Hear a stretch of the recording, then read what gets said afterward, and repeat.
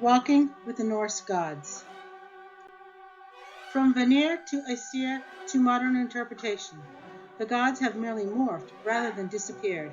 We find them in our legends, stories, fairy tales, books, cartoons, films, video games, music, visual and dramatic arts. These are places we might expect to see and hear them, but we also find them in our hearts. The gods are walking among us as we take the lessons they have provided and prepared us for when we face new challenges. As the gods changed, we have also changed as a people. The Vanir gods are the nature gods of old. Before the introduction of the Indo-European Aesir gods, the people worshipped nature and lived life in harmony with it. The conversion process allowed for the keeping of specific gods like Njord and Fjord, while other Vanir gods became incorporated into the Aesir gods. Odin took on many qualities of different Vanir gods. Why keep the old gods? Because they represent the part of us that is compassion, patience, justice, and understanding. To lose these gods would have meant a loss of identity. The merging of gods means a merging of culture. The war among the gods leads to a change of culture. The tale of the Great War of the Gods is really the tale of one people conquering another, and the incorporation of the most important gods of the conquered. The changes that took place due to the influence of the new gods changed the identity of the proto-Germanic people. They developed a tier system and relied less on mystical knowledge for cultural guidance. This tier system placed the warriors above the farmers in recognition of power and status. The nobles, being the highest, were the descendants of the original Indo-European invaders, while the farmers were the original proto-Germanic people that stayed close to the earth. The female seers were from the original proto-Germanic religion, while the male seers come from the Indo-Europeans. Over time, the lines blurred, and the people were free to move from tier level to tier level, based on desire, skill, and the luck of the gods. The Aesir gods belonged to the Indo-Europeans that moved into the land of the Proto-Germanic people. These gods give us a clue on how the Indo-European people thought and the values that they held most to heart. They brought war and a desire to conquer with them. They carried the stories of their people to the new people, and as they blended, so did their tales.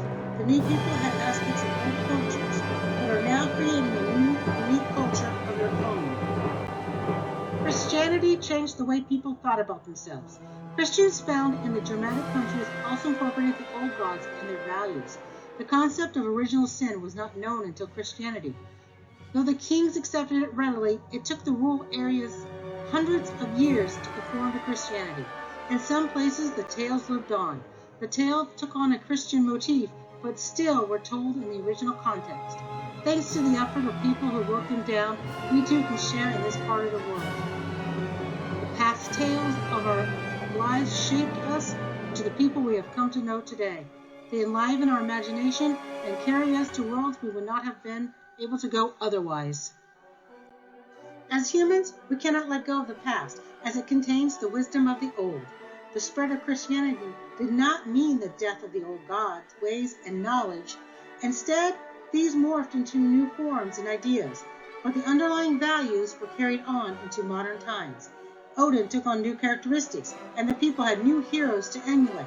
The saga of the Vikings continued, and our incorporation of them into modern equivalents at the fireside tales. Video games have been greatly influenced by the Viking myths and legends. We find both the Viking gods and the myths in role-playing games, books, movies, and TV series. Lately, they are additionally popping up in advertising.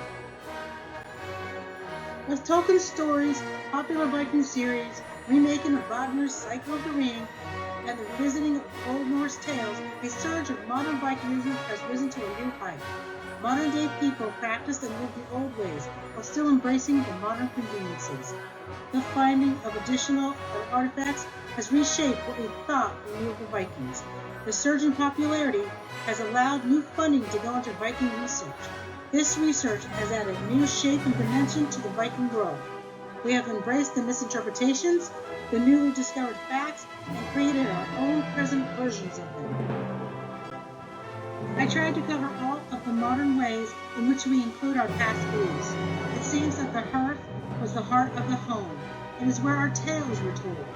From the first fireside chats to the family tales around the hearth, then moving on to the family night of television, merging into the family and friends outing of movies, and finally to the internet media of social network and sharing, exploring and recreating tales of old. In a way, we are like the snake of Midgard. We have come full circle on the importance of the tales, legends, myths, and beliefs of our ancestors. We have always needed the tales, not just to entertain, but to hold us together as a group of people with a common identity. We shall end our here with these thoughts. Thank you for listening. Hopefully you learned a little bit of how we carry the gods through the present and was entertained at the same time.